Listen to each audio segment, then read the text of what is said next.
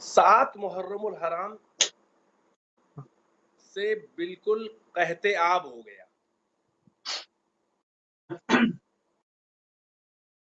4 کو خیمے ہٹائے گئے، جو پانی ذخیرہ کیا جا چکا وہ دھیرے دھیرے 7 کو ختم ہو گیا. 7 کو بندش آب نہیں ہے. بندش آب جب خیمے ہٹا دیے گئے، جو پانی جتنا لے سکے لے گئے، اس کے بعد سے فرات سے پانی نہیں آیا. 7 کو بندش آب ہوئی، وہ قحط آب پڑ گیا، یعنی پانی خیام حسینی میں ختم ہو گیا. اس میں حضرت عباس لے کر گئے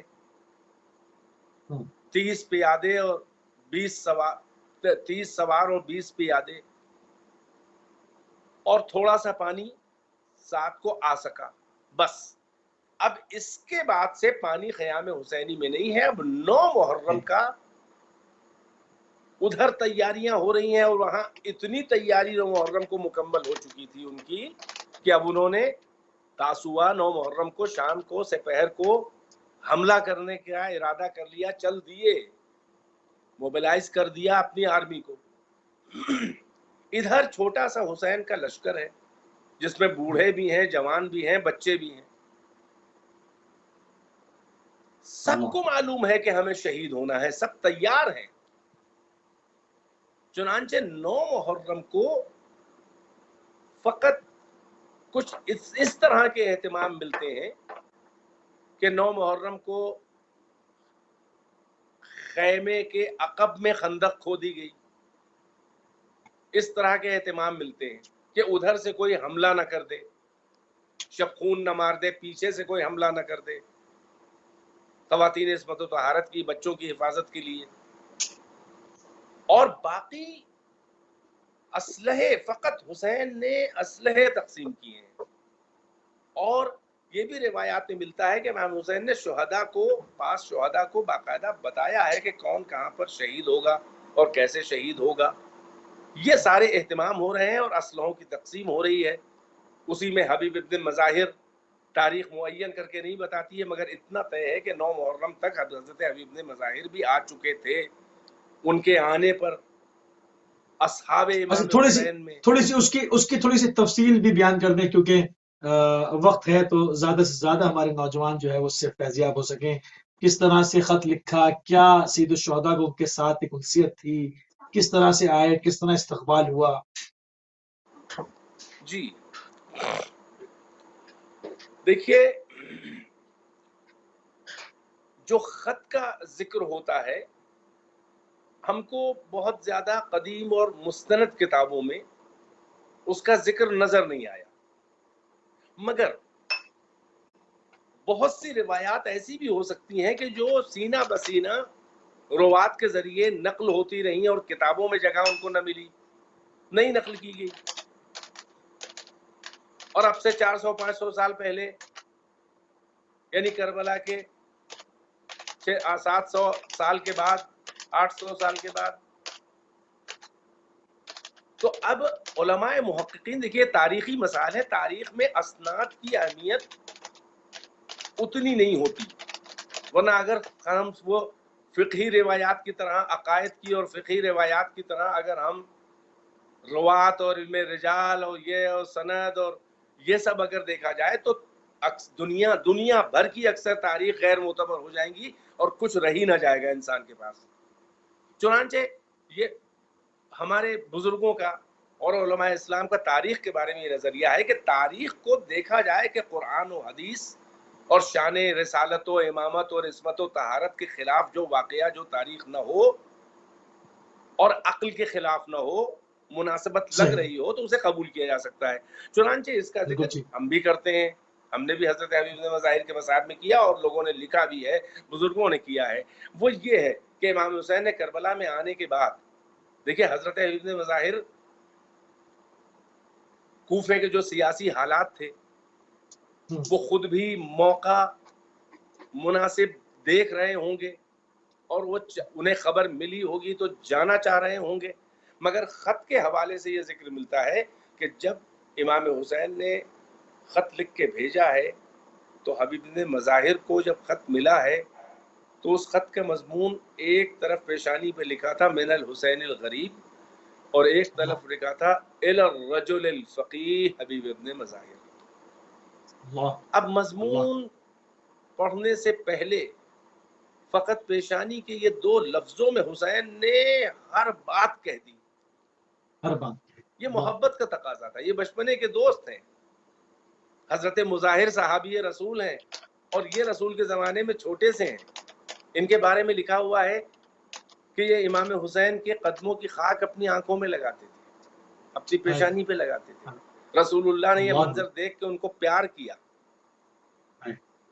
اور اب امام حسین نے وہ اپنا حق قرابت و دوستی کہ اے حبیب تم جانتے ہو کہ میری قرابت کیا ہے, شریعت پہ وقت پڑا ہے, اگر آ سکتے ہو تو آؤ اور جلدی آؤ. جلدی آؤ. جیسے ہی دیکھا کہ حسین غریب, سمجھ گئے کہ میرا مولا غریب الوطنی میں ہے اور مشکلات میں ہے. رجل فقیہ, لفظ فقیہ اپنے لیے دیکھ کر سمجھ گئے کہ نانا کے دین اور شریعت پہ کوئی وقت پڑا ہے, تبھی مجھے زبان عصمت و طہارت سے اس لقب سے یاد کیا جا رہا ہے. سیاسی حالات اتنے خراب تھے کہ کھلم کھلا نہیں آ سکتے تھے. راہوار اور اپنا توشہ سفر معمولی سے تیار کر کے غلام کے حوالے کیا اور کہا کہ تو شہر کے باہر نکل کے میرا انتظار کر. اور اب وہاں سے نکلے ہیں, اور اس کے بعد رہوار کے قریب ابھی آئے ہیں کہ آڑ سے آواز آئی کہ غلام کہہ رہا ہے کہ اے میرے آقا کے رہوار, تو گھبرا نہیں, اگر میرا آقا مظلوم حسین سیدہ کے بیٹے کی نصرت کرنے نہ جا سکا تو میں چلوں گا نصرت کرنے تیرے اوپر. حبیب کے دل پہ چوٹ لگی کہ نہ جانے کن حالت میں ہے. ادھر تیاری ہے اور اسلحے وغیرہ تقسیم ہو رہے ہیں. حسین ایک ایک اسلحہ الگ کر رہے ہیں, یہاں تک کہ جانب کوفہ سے غبار اٹھا. عباس و علی اکبر چونکے تو حسین نے کہا کہ آگے بڑھو, اپنے چچا کا استقبال کرو. عباس اپنے بھائی کا استقبال کرو, یہ حبیب ابن مظاہر آ رہے ہیں. اور اسی اسنا میں قدموں پہ حسین کے گر کے کہا اے میرے مولا, آپ کا غلام آپ کا دوست آ گیا. یہ حبیب ابن مظاہر کی بڑی عجیب منزل ہے. یعنی تمام شہداء میں یہ ناصر حسین بھی ہے اور یہ حبیب حسین بھی ہے. حقیقت میں اس باب مسمى ہے, حبیب ابن مظاہر حبیب حسین ہے. حبیب حسین. اور یہ مولا کائنات کے زمانے میں بڑے کارہائے نمایاں انجام دیے ہیں. مولا کائنات کے زمانے میں تو جوان ہو چکے نا, یہ شرطۃ الخمیس میں سے ہیں. یعنی وہ بہت خاص لشکر کا آپ کا ٹکڑا جو بڑا بھروسہ, جسے آپ اسپیشل کمانڈوز کہہ لیں, یہ ان میں سے ہیں. بڑے کارہائے نمایاں انجام دیے ہیں مولا کائنات کی جنگوں میں. اور اب جب میدان کربلا میں آئے ہیں تو روایت کہتی ہے کہ اصحاب میں جو ایک فکر مندی تھی, حبیب کو دیکھ کر خوشی کی لہر دوڑ گئی کہ حسین کا دوست آ گیا, حسین کا رازدار آ گیا, حسین کا صاحب سر آ گیا.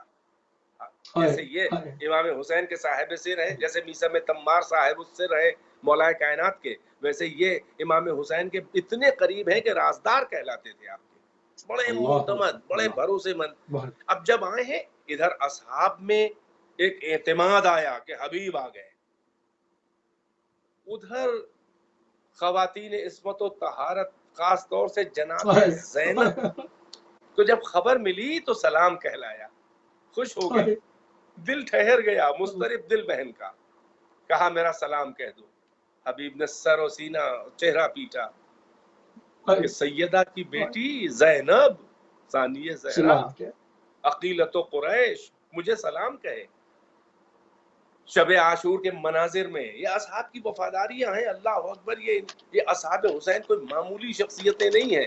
آپ یوں سمجھ لیں کہ کربلا کے معیار کو حسین نے اتنا بلند کر دیا تھا, اتنا بلند کر دیا تھا کہ مادر گیتی بانجھ تھی کہ ان 72 سے زیادہ نفوس کو اس لیول, اس معیار کے پیدا کر سکے. اور حبیب کا ایک مقام و مرتبہ آپ یوں بھی سمجھ لیں کہ حسین کربلا, یعنی اب جب مکے سے کوفے کی طرف اور پھر کوفے سے راستہ بدل کے کربلا, تو ہر طرف خبر عام ہو رہی تھی نا کہ جنت کا سردار نکل آیا ہے, فاتح خیبر و خندق کا بیٹا, قاتل مرہب و انتر کا لال, وہی ہاتھ وہی تلوار, صاحب ذوالفقار نکل آیا ہے, علی کا بیٹا نکل آیا ہے, شجاعت بنی ہاشم کا پیکر نکل آیا ہے.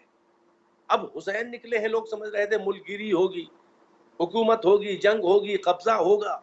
यानी दुनियावी मकसद के तहत जो लोग ये सुनकर हुसैन के साथ जूख दर जूख आ रहे थे, हजारों के लोग आते थे, मगर हुसैन अपनी निगाह इमामत से आने वाले लोगों के लौहे पेशानी पर फिक्रों के उभरे हुए खुतूत को अल्लाह बाकायदा पढ़ रहे थे कि कौन क्या सोचकर आ रहा है। क्या चुनांचे सोच आप के आ रहा है। फौरन फरोकश होके और वहां पर खुतबा इरशाद फरमाते थे और मकसद अपना बयान करते थे कि हम जो हैं वो मुल्कगिरी के लिए नहीं जा रहे हैं, बल्कि यहाँ वो आए कि जो हिफाजतुद्दीन और बकाए इस्लाम की खातिर अपनी हथेली पर सरों के नजराने लेकर जिसे शहीद होने का की हसरत हो, तमन्ना हो, इसलिए कि मैं जो आज जा रहा हूँ यहाँ पर कुव्वत और इक़्तिदार पर नातवानी की बज़ाहिर कम कुव्वत की फतह है। मैं वहां जा रहा हूँ कि जहां मजलूमियत की फतह जुल्म पे होने वाली है, जहां फुरात पर अतश और तशनगी की फतह होने वाली है। पता होने चुनांचे वाली है। जिसे अल्लाह अकबर।